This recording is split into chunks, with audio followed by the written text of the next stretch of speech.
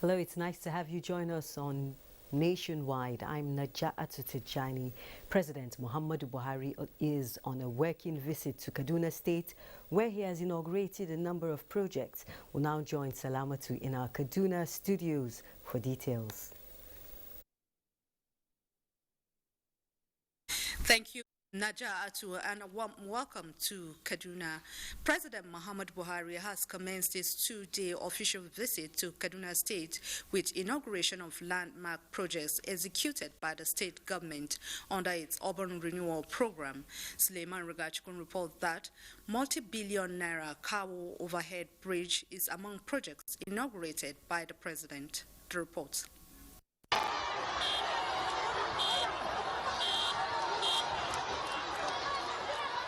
This is like a homecoming to President Muhammadu Buhari, but what may appear strange for him is the transformation of Kaduna metropolis. While inaugurating number of projects in Kaduna and Kafanchan towns, President Buhari saluted the government of Kaduna State for the infrastructural revolution. He said government has provided enabling environment for rapid socio-economic development, hence the need for foreign and domestic investors to take advantage. We have committed ourselves to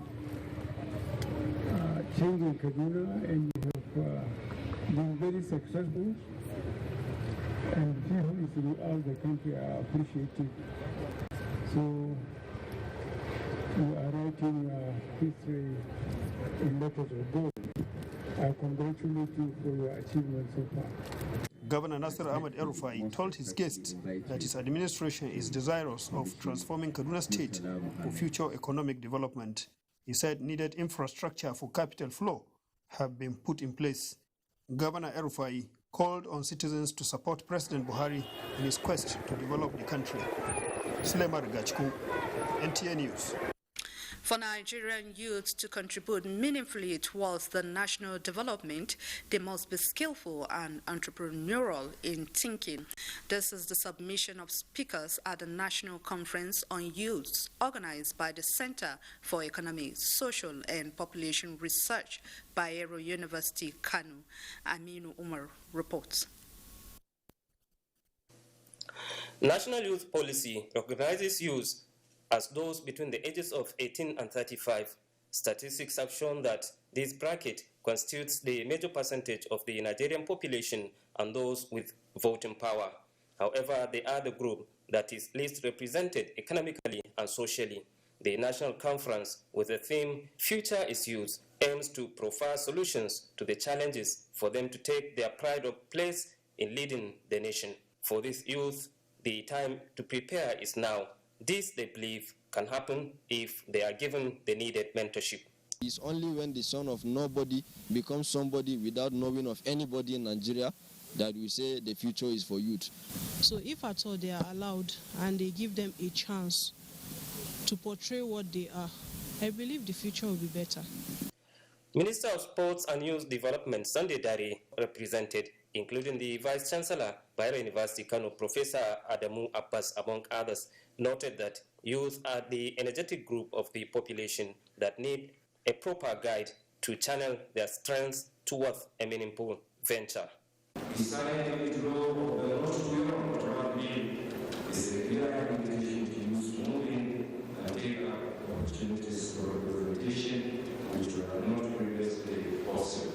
We are looking for integrity, because you cannot just bring in a person that has first class but lacks integrity. Such a person will compromise on cases. Scholarly papers are to be presented at this national conference, which is expected to provide practical solutions for a better set of youth the nation would be proud of. In Kano, Amin Umar, NTA News. And that ends our package from Kaduna. Is back to Naja'atu for more reports on Nationwide. Salamatu. Meanwhile, across the nation, the Nigerian military has rescued 27 kidnapped victims in the last 2 weeks. The acting director, Defense Media Operations, announced this at a periodic news conference in Abuja. Defense correspondent Ismail Musa reports. Military operations across the country for the past 2 weeks, compiled and timed to brief the media. It's another harvest of success for troops. 863 terrorists and their families surrendered and 37 unrepented terrorists eliminated in the northeast. The ground troops, with support of the air component, foiled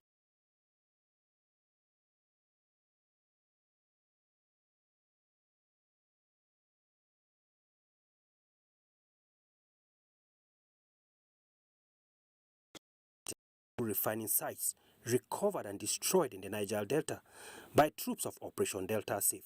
Operation Delta Safe has continued to sustain its operational tempo in the fight against illegal oil production and other sundry crimes through kinetic and non-kinetic means in the South-South zone. The armed forces also upscaled non-kinetic operations across the country to record more success. From the defense headquarters in Abuja, Ismail Musa, NTA News. Similarly, with the inauguration of a special protection unit base, residents of Ona local government area in Akwa Ibom State can anticipate a crime-free environment. Susan Asukwo reports that Governor Udom Emmanuel also donated 15 new patrol vehicles to kickstart operations at the base. Section 14, subsection 2B of the 1999 Constitution of the Federal Republic of Nigeria states that the security and welfare of the citizens is the responsibility of government. Armed with this knowledge and knowing the importance of security to national development, the ultra-modern Special Protection Unit base, built by Governor Udom Emmanuel, will go a long way to tackle challenges of insecurity and bring an end to criminal activities in the state. Governor Emmanuel reassures the Nigeria Police Force and other security agencies in the state of his support, contribution and partnership to ensure that crime is nipped in the bud.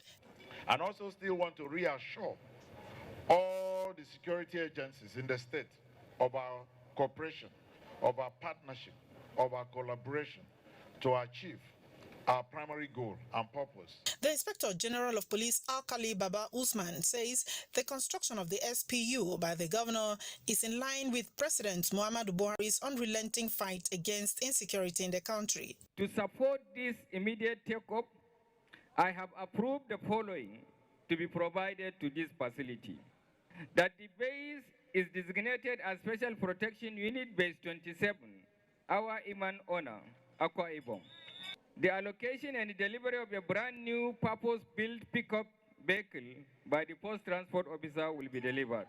Sited in Ona local government area, the Special Protection Unit base is equipped with an administrative block, blocks of flats, commandant's office, officer's mess, among other facilities. From Ona local government area, Susan Asukwo, NTA News. And we'll head to Lagos, where Adiola is standing by. Over to you, Adiola. Thank you, Najatu. Lagos State government is committing unprecedented resources to reducing premature deaths associated with mental health challenges by 1/3, in line with the state's redesigned development agenda for health. Governor Babajide Sanwo-Olu disclosed this at the Lagos Mental Health Conference with the theme, responding to the mental health needs of a 21st century mega city. Musa Toliat reports. The World Health Organization conceptualizes mental health as a state of well-being in which an individual realizes his or her own abilities to cope with the normal stresses of life and work productively to make contributions to his or her community. Although Nigeria has made significant improvements in tackling public health problems, there have been challenges with regards to mental health services. These include inadequate funding, dearth of manpower, which shows that the country has just 250 psychiatrists, as well as lack of infrastructure. We have integrated mental health care into the general hospitals from 5 to 10 hospitals and the primary health care centers. We are also building a first-class mental health institution in Ketu. When completed, it will probably be one of the largest in sub-Saharan Africa. In our general hospitals, we're moving from 5 general hospitals to 10 general hospitals that have the capability to deal with more severe mental health disorders. Stakeholders at the Lagos Mental Health Conference agree that building and sustaining investment in mental health will help reduce the impact of urbanization on mental well-being of residents. Mental health policy and mental health legislation. These two are very, very critical to ensure sustainable mental health programs. We need the government to be viable, and we need private sector to also be viable. And the combination, the synergy, will probably give you the best mental health service in Lagos State. Issues around community mental health and building resilience in post-COVID-19 era were also discussed. In Lagos, Musa Toliat, NTA News. Now, emergencies and disasters occur many a time without prior notice to the victims. Some natural, while others are mostly human errors. Abolade Salami in this report takes a look at response to emergency and disaster management in Lagos. The metropolitan city of Lagos, with a growing population and intense economic activities, stands vulnerable to disasters and emergencies. Statistics from Lagos State Emergency Management Agency, LASEMA, shows that the safety agency in the first half of year 2021 responded to a total of 822 emergencies and disasters, reflecting a 60% increase compared with 2020. Most frequent were fuel tanker and gas cylinder explosion and fire outbreaks. The frequency of building collapse is not also in doubt, as witnessed when a 21-story building caved in Ikoyi and claimed many lives. So if we are able to reorganize the ambulance services, the fire services, the building control agency, you will discover that to talk about coordination, the coordination aspect of it will be simpler, because all the ingredients that needs to respond to emergency are available. While most of the successes recorded in disaster management have been attributed to timely distress calls and prompt response by emergency responders, the deployment of technical know-how by trained personnel and the use of sophisticated equipment, as well as synergy with other safety officials, were noted as germane. So achieving this was purely the effective and efficient stakeholders, cooperation, partnership, and synergy. The interventions of responders to emergencies may have saved lives and property, but the need to adopt a new approach to handling disasters through the use of technology is being suggested as more result-oriented. Coming all the way from Ikeja, for a fire incident in VI, you will encounter traffic. So, to me, that is slowing down their quick response to emergency in Lagos State. So I'm suggesting that they should deploy the 21st century equipments and technologies used in other developed nations to respond to emergencies. As part of efforts to ensure effective response and mitigation of emergencies and disasters towards the realization of minimizing occurrences in Lagos, residents are being urged to be safety conscious and call the toll-free lines in case of any form of emergency. In Lagos, Abolade Salami, NTA News. That's a contribution from Lagos.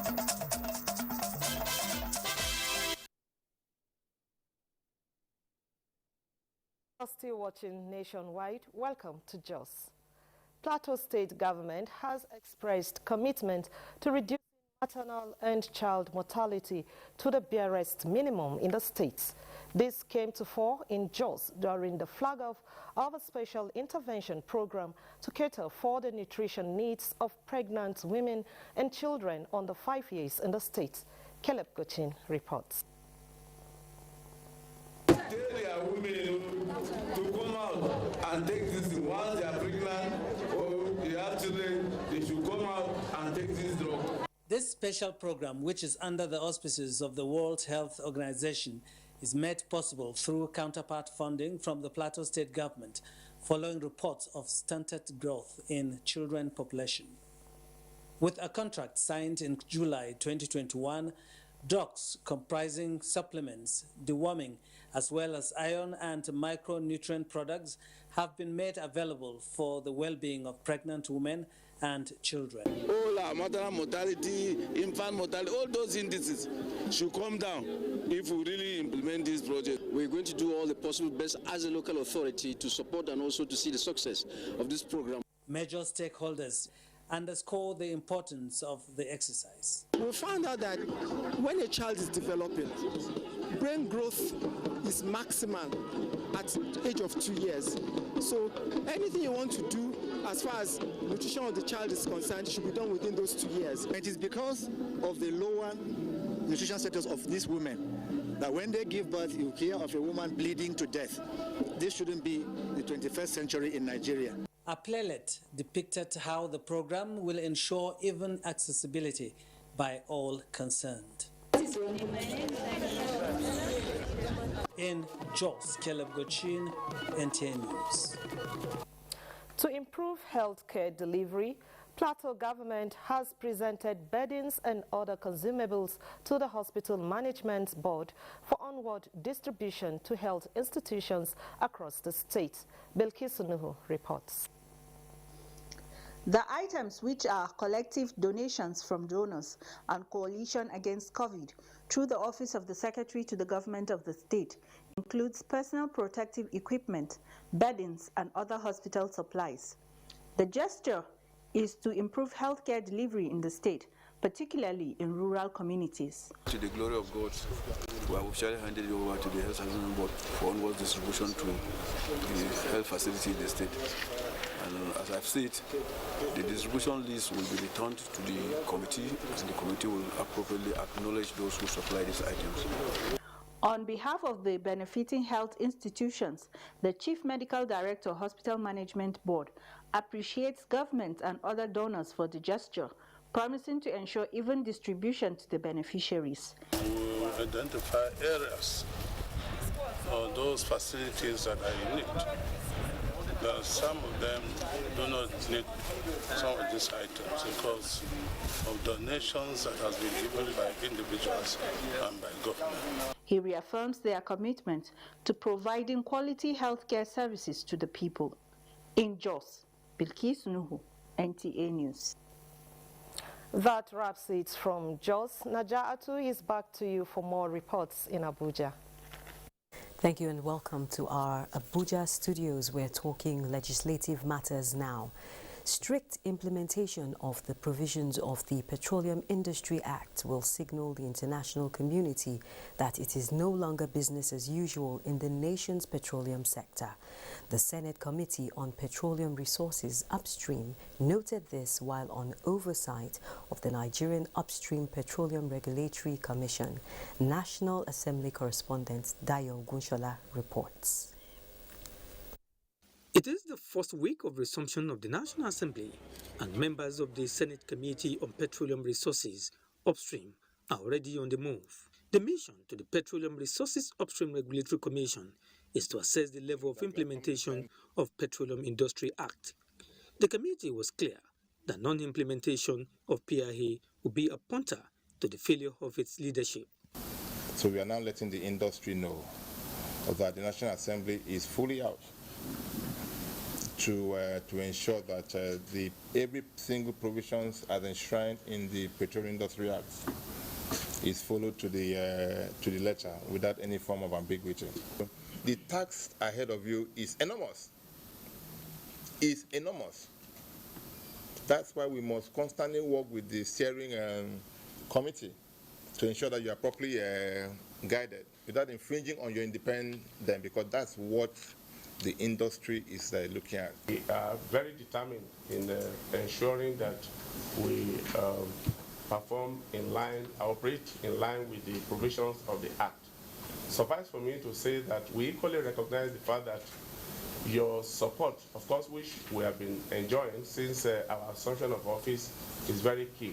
While assuring the Commission that National Assembly is ready for any amendment of the Act in line with the current realities, the committee encouraged the Commission to be firm with its mandate as the 21st century regulator in the oil and gas industry.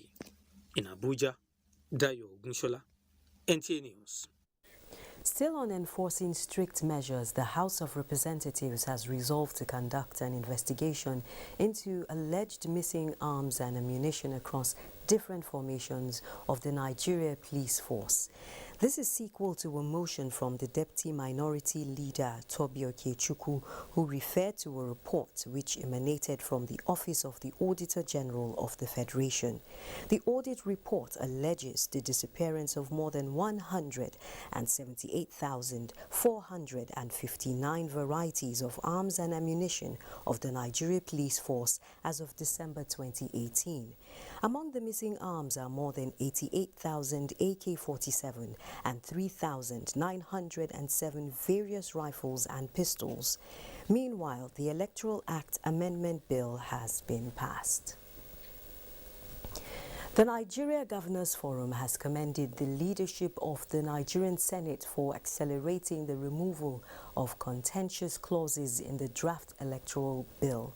The commendation forms part of the communique reached at the end of the forum's first session in the year 2022.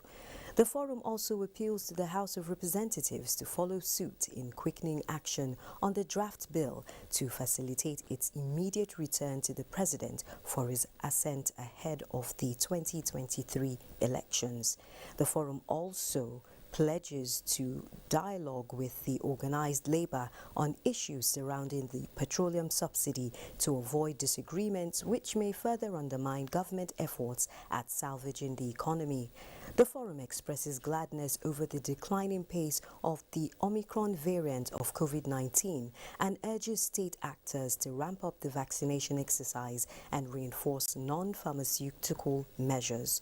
Meanwhile, the Nigeria Governors Forum has also reviewed the recently launched National Development Plan 2021 to 2025 and has received a presentation from the Presidential Enabling Business Environment Council. The Speaker of the House of Representatives, Femi Gbajabiamila, has commended members of the Road Transport Employers Association of Nigeria for contributing to the socio-economic development of the nation and the growth of the transport sector. At the inauguration of the association's new complex, Right Honourable Gbajabiamila urged the union to remain committed to safety on Nigerian roads.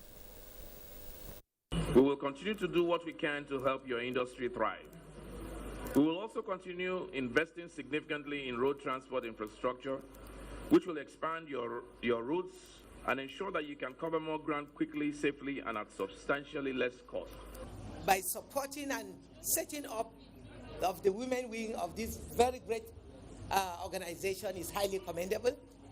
We are assuring Nigerians of our commitment to do our best in reforming the road transport system of the economy. Our partnership with RTN will ensure full compliance of their members to install the speed limiting device.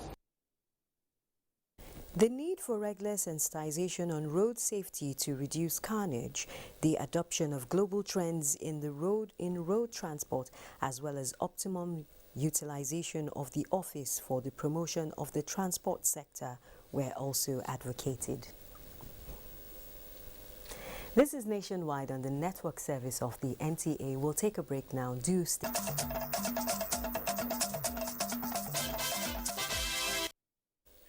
It's nice to know you're still watching Nationwide.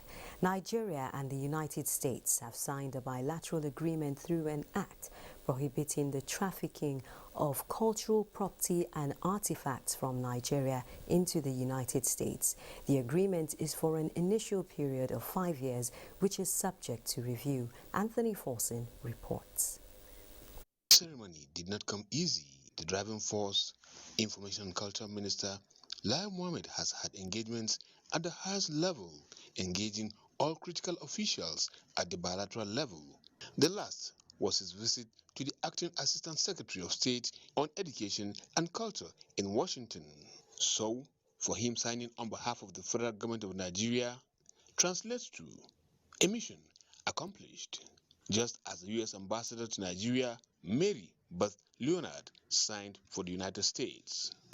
It is on the basis of this convention that Nigeria and the United States of America have agreed to leverage an American legislation, the Convention on Cultural Property Implementation Act, to prevent the illicit import of Nigerian artifacts into the United States of America.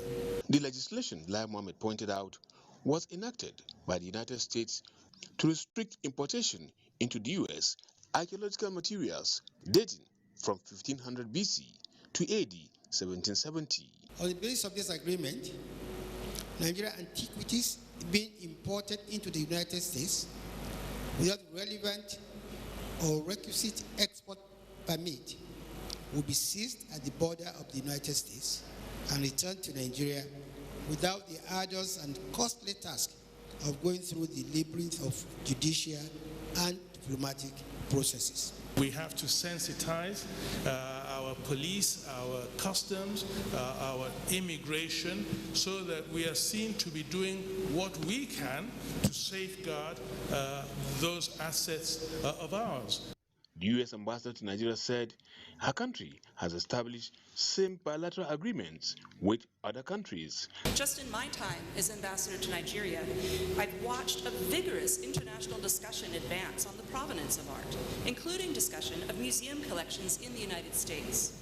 Among other things, today's agreement is about learning from the past and recording through this agreement our partnership to preserve, restore, and protect Nigeria's diverse cultural heritage. The Information and Culture Minister and his Foreign Affairs counterpart were joined by the U.S. Ambassador to Nigeria to inspect an exhibition that was put up in Abuja. Anthony Forson, NTA News. Into electoral matters now, the Independent National Electoral Commission, INEC, and security agencies have commenced preparations ahead of the Ekiti and Osun gubernatorial elections, as well as the 2023 general elections. Mayor Ogidi covered the Interagency Consultative Committee meeting on election security and now reports. Both on air and land, the presence of security personnel is visible on election day, and this gives some confidence to the voters. It is Thursday. Tough discussions, just one item agenda. Review of the security situation ahead of the governorship elections in Ekiti, Osun, and the 2023 general elections. 2023 looks far. However, far-reaching decisions must be taken right from 2022. Securing the nation under the current circumstances is challenging enough. It is more so in an election year. Beginning from this meeting, we shall focus mainly on the best way to secure the electoral process in the most professional manner. To this end, all available security and intelligence assets of government will be mobilized towards achieving the set objective. The complex feeling that elections provoke is palpable in this meeting, but for the INEC chairman, it is not one-man show. Our responsibility is to protect the process, to guarantee its integrity, while leaving the outcome of election to voters to determine. On the continuous voter registration exercise, INEC activated only 811 centers nationwide last year due to security situation. But the chairman of INEC promised that soon all the 2,673 centers will be activated to make the process seamless. Mayor Ogidi, NTA News. In the run-up to the 2023 elections, the All Progressives Women in Politics are demanding increased inclusion of women in governance. They made this call on NTA's Good Morning Nigeria while discussing the just concluded Women Political Conference held in Abuja. Ekimini Williams reports. Women participation in elective and appointed positions in Nigeria is estimated at 6.7%, which is far below the global average of 22.5%. The Progressives women feel that it is time for women to start pushing for increased presence in government, not only through advocacy, but by looking out for themselves. A country, certainly, that is engendered is a country endangered. We are all in this together. We can hear, we feel the pulse. It's important that changing strategy will also require us coming together and reviewing existing strategies, as well as, getting other voices from the 36 states of the Federation and the FCT, to tilt towards the same objective, which is more visibility for our women.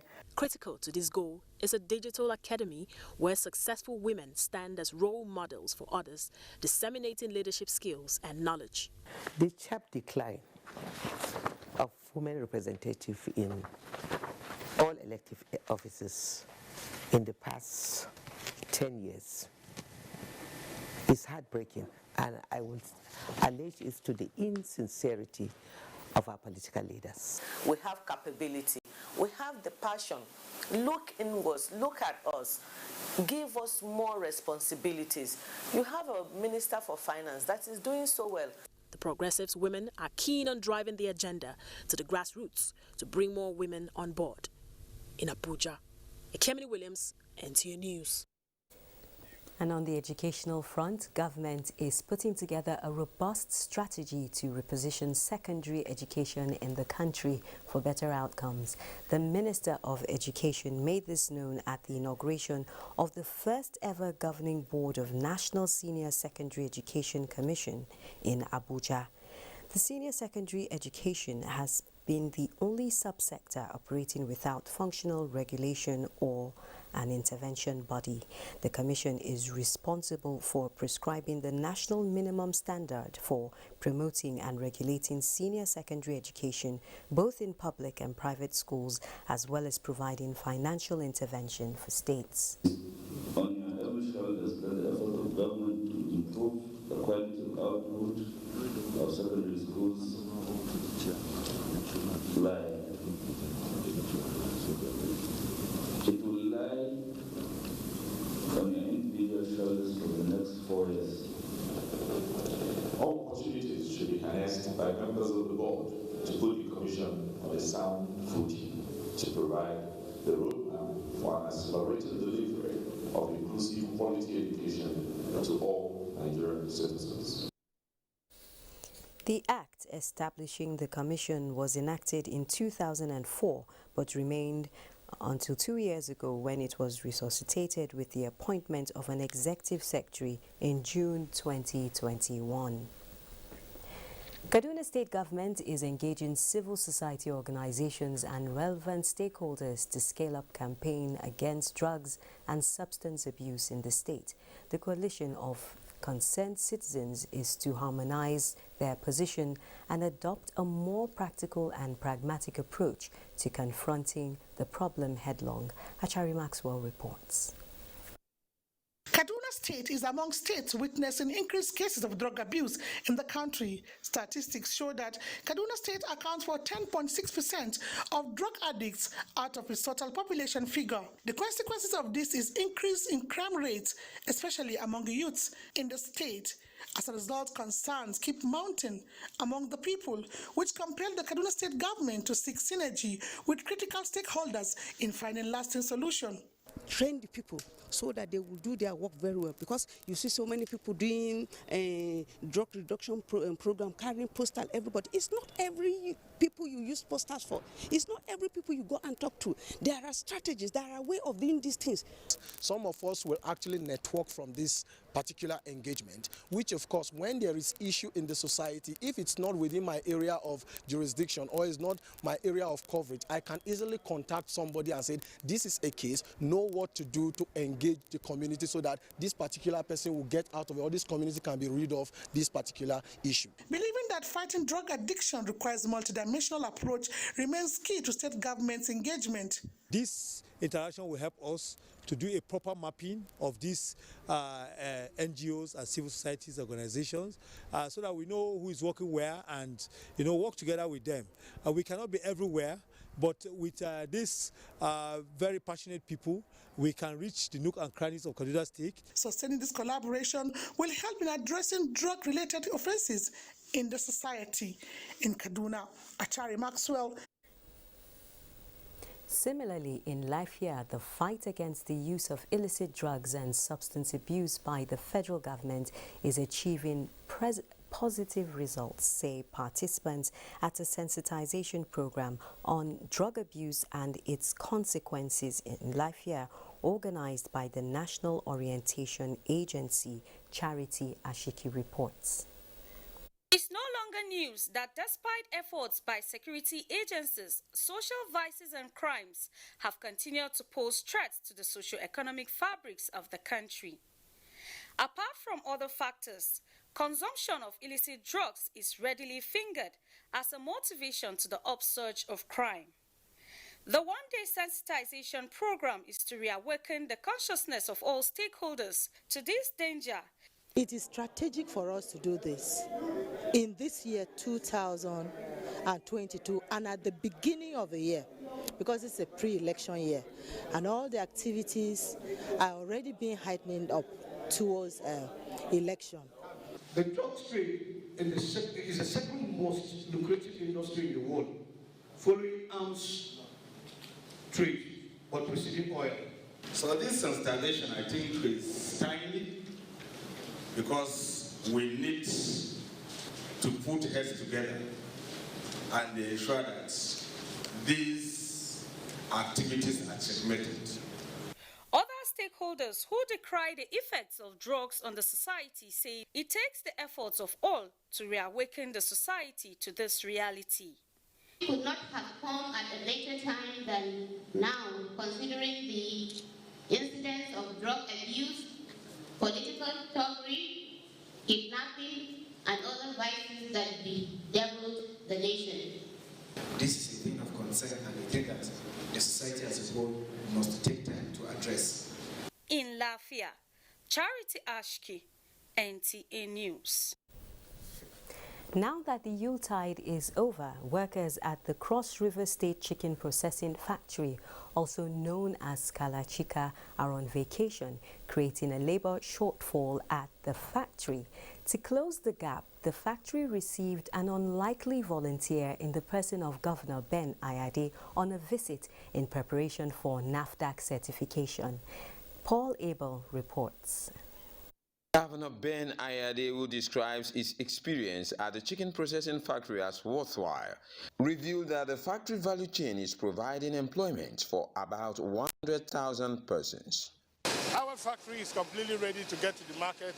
We are the last phase of NAFDAC certification, and the certification is taking a process because we actually need to separate the section of the live birds from the production line.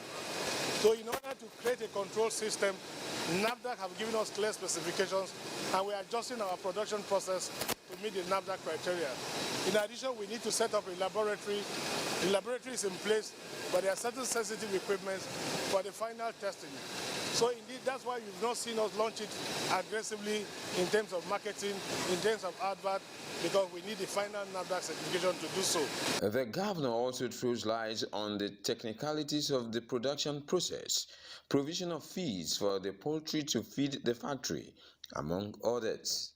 This is essentially organic chicken that Cross River State is bringing to the market. No synthetic chicken, no chicken impregnated with preservatives like formaldehyde. You have pure, fresh, natural chicken. You see it from when it's a live bird to when it's processed and packaged for export. So definitely, this is just one great achievement of the government of Cross River State, creating a value chain for almost 100,000 people to be taken off from the unemployment market from one factory. The government promises to sustain the running of the factory to meet the protein needs of Nigerians. In Calabar, Paul Abel, NTA News. Governor Ben Ayade in volunteer mode there. Nigeria recorded a 9% reduction in the number of road traffic crashes and a significant 26% reduction in deaths due to road accidents in the year 2021 when compared to the previous year. Corps Marshal Federal Safety Corps said this while reviewing the end-of-the-year operations of the Corps in 2021 and 2022 strategic goals. Oyeyemi Ajayi reports.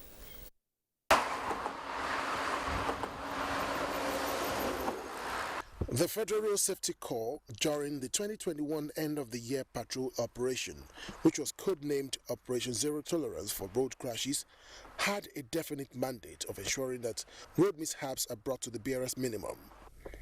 In the period under review, the Corps apprehended 20,845 offenders, impounded 11,060 vehicles, while 9,787 confiscations were recorded. In spite of these, 600 road traffic crashes were recorded, and 52% of these were as a result of overspeeding. The alarm about the issue of speed since the beginning of the year, and that this year we are determined to tackle this. And most of these crashes we mentioned now involves more of private vehicles. On the issue of this speed, we are taking it very seriously. If you remember at the beginning of the end of the year patrol operations, we raised alarm and there are specific directives that the issue of speed limiting devices will not be compromised. And we have given very strict directives to the patrol teams.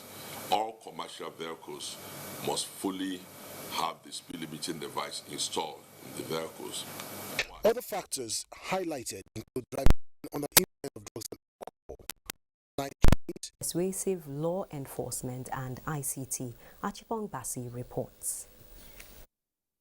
Describing the theme of the workshop, adapting ICT technology and persuasive law enforcement, a tool for safer roads and improve revenue generation in Cross River State as Act, the Executive Chairman, State Internal Revenue Generation, Apanke Oga, commends the vehicle inspection officers who have been adjudged to have the most professional and finest personnel in the discharge of duty in Nigeria.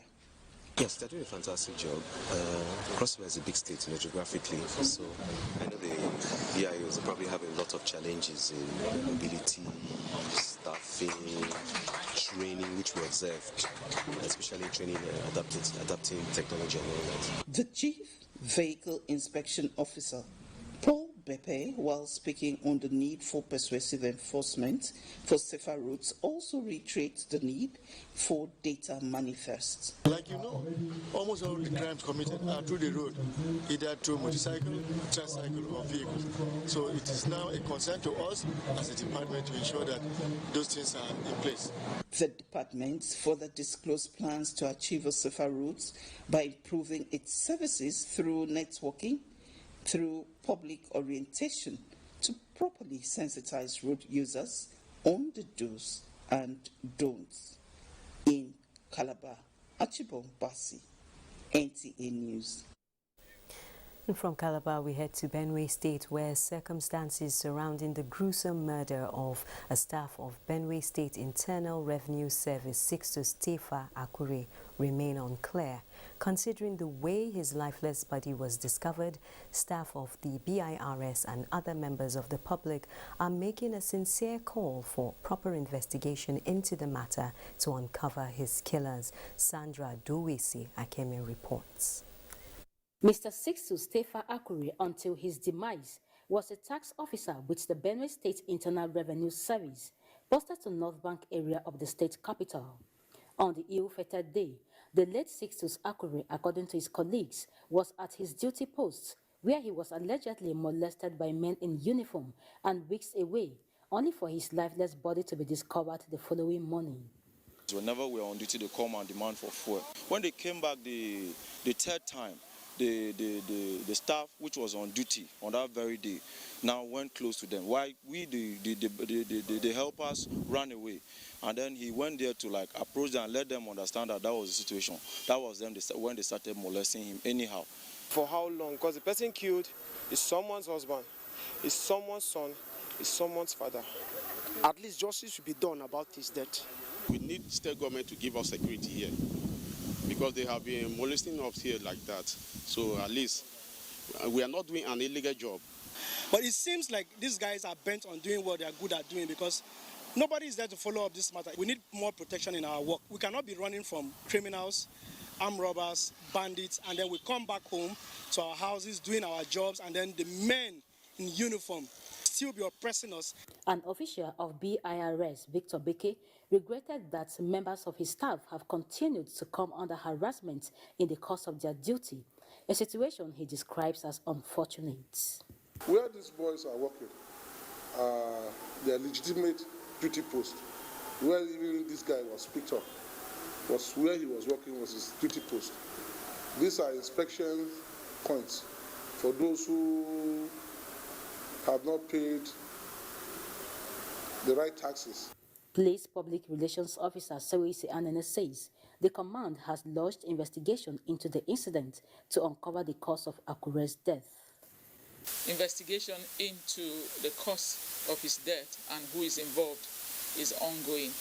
The command will communicate to you officially when we find anything in connection with this death.